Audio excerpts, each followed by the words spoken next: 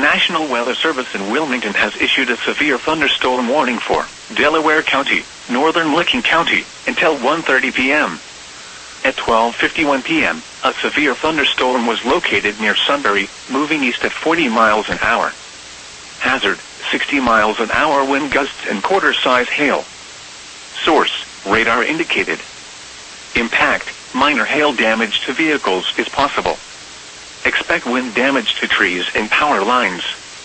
Locations impacted include Westerville, Delaware, Powell, Johnstown, Sunbury, Utica, Ashley, Polaris, Galena, Hartford, St. Louisville, Interstate 71 at U.S. Route 36/State Route 37, Alum Creek State Park, U.S. Route 62 at State Route 661, Olive Green, Stratford, Purity, Center Village, Leonardsburg and Kilbourne.